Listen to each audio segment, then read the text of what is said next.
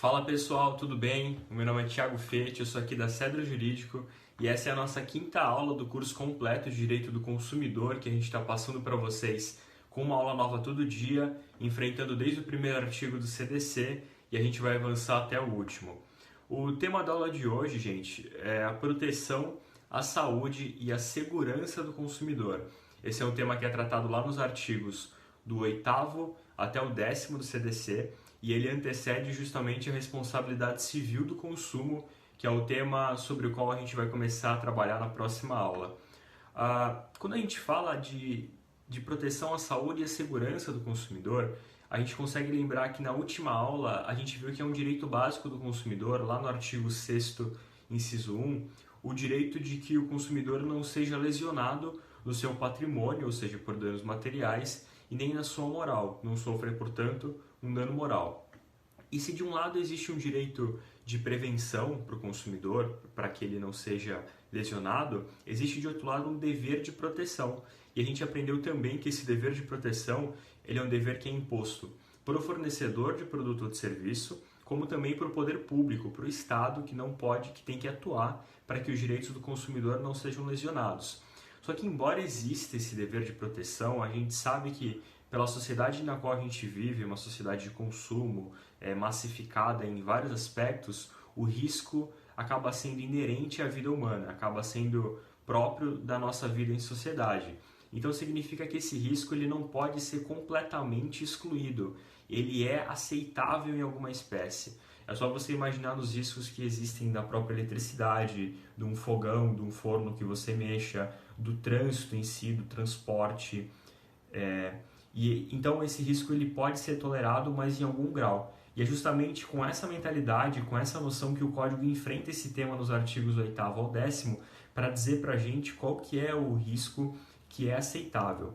E quando a gente fala lá no artigo 8º, o primeiro dessa sequência de 3 artigos, a gente tem o conceito dos riscos normais e previsíveis de um produto ou de um serviço.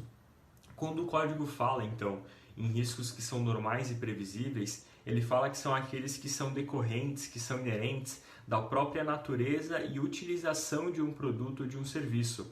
São aqueles riscos que o consumidor espera porque eles são próprios desse produto ou desse serviço.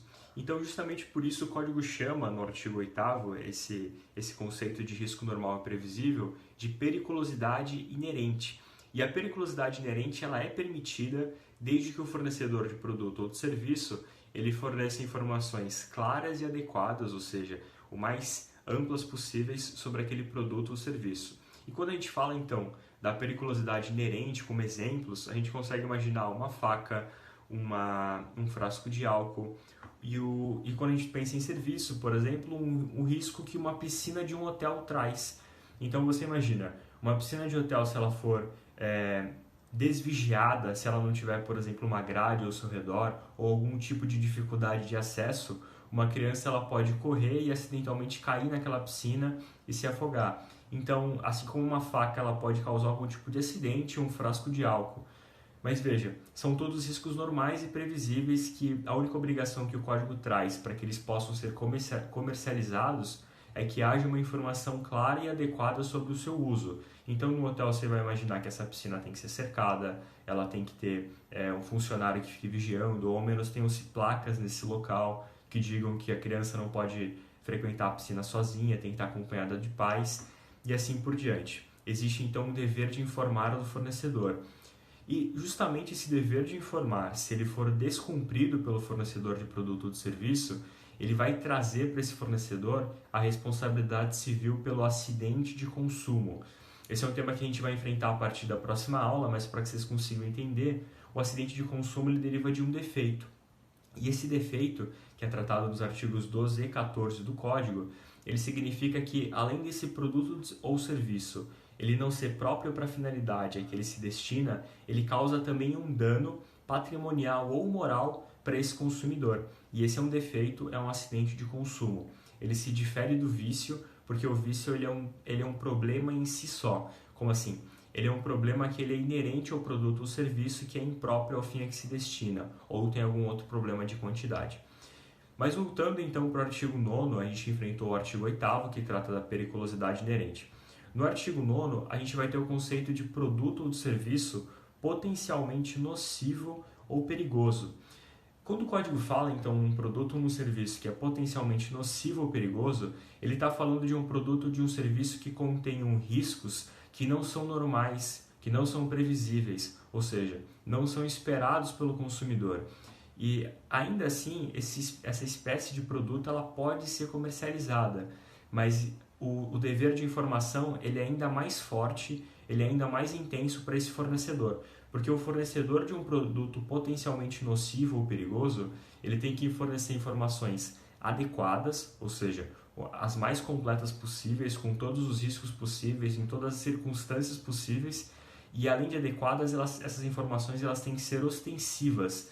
E uma informação ostensiva é uma informação que é clara, que é manifesta, que é colocada de tal forma que uma pessoa de inteligência média, ou seja, uma pessoa comum, o homem médio, ele possa compreender isso com facilidade e não ser submetido a esses riscos.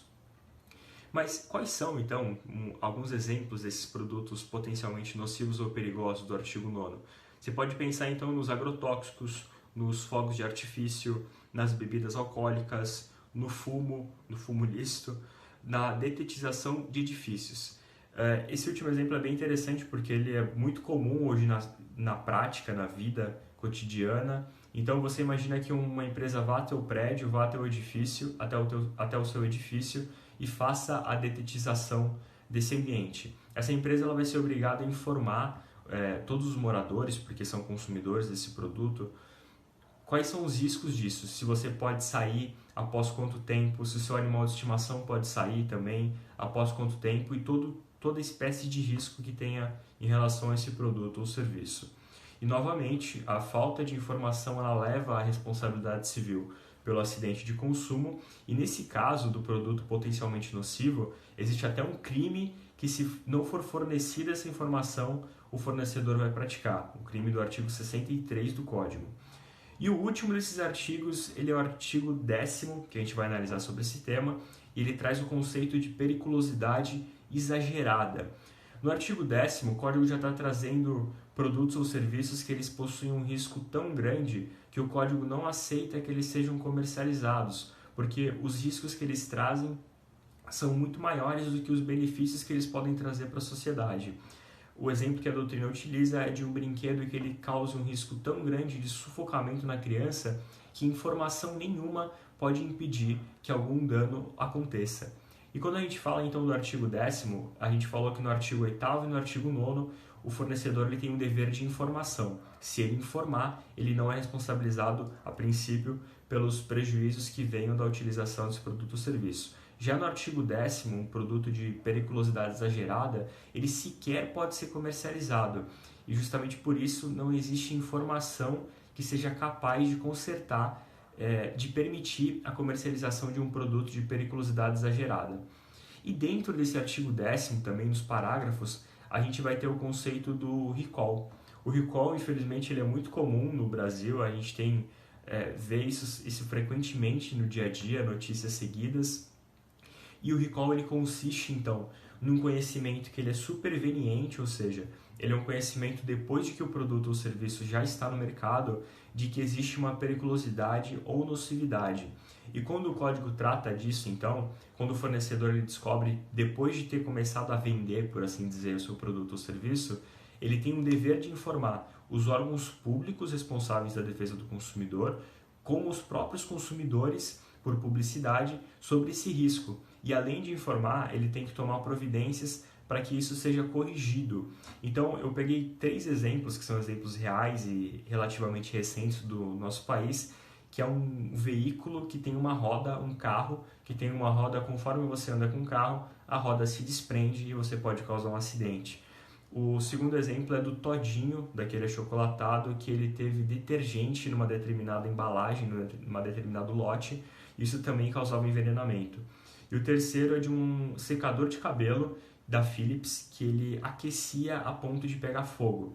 São todos exemplos reais dessas empresas, você encontra na internet e são públicos também. O atendimento desse recall para o consumidor, ele não pode trazer nenhum tipo de ônus financeiro ao fornecedor, que vai ter que custear todos os custos desse recall, e o recall, o código também não traz um prazo para que ele seja realizado.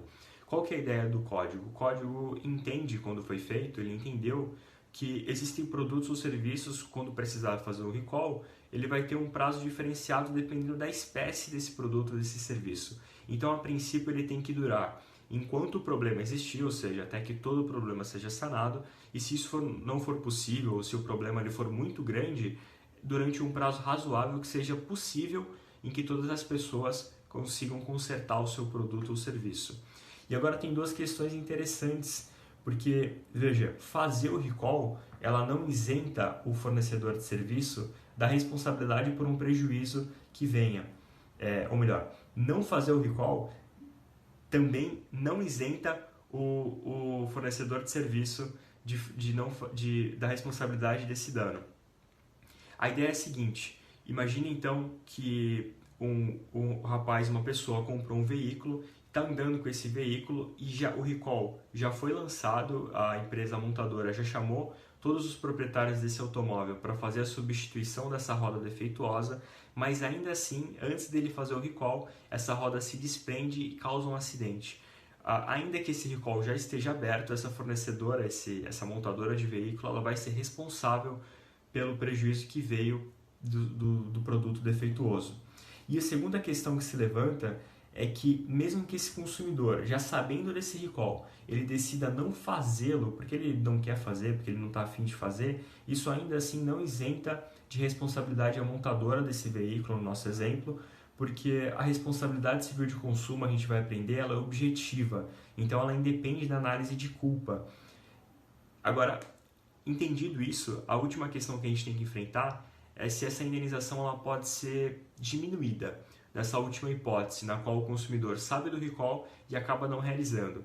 E, na verdade, esse é um ponto que ele é controverso na doutrina da jurisprudência, porque existe uma posição da terceira turma do Superior Tribunal de Justiça que entende que não é possível, com base em também doutrina nesse sentido, que não é possível diminuir a indenização em favor do consumidor, ainda que ele, por vontade própria, não tenha levado, por exemplo, o seu veículo para fazer a substituição da roda, justamente porque a responsabilidade de consumo ela é objetiva e não depende da análise de culpa ou de dolo. Agora, existe uma outra parte da doutrina que fala que, pelo fato do consumidor ter concorrido culposamente para esse evento, ou seja, pelo fato dele não ter aderido, dele não ter cumprido o mandamento do recall, ele vai poder ter essa indenização em favor dele diminuída. E a última regra que você vai encontrar lá no artigo 10º é uma regra que traz para o poder público, para o Estado, ou seja, para a União, para os Estados, para o Distrito Federal e para o município, um dever de informar os consumidores caso um desses entes públicos ele descubra que um produto ou um serviço traz um risco para a sociedade. Dessa forma, você consegue entender nesses artigos 8º e 10º como esse dever de prevenção, como a gente falou na aula passada, ele é tanto dos fornecedores como também do poder público. É isso, pessoal. Na próxima aula a gente vai começar a tratar então da responsabilidade civil do consumo, que é o próximo tema e que também cai muito em prova. Valeu!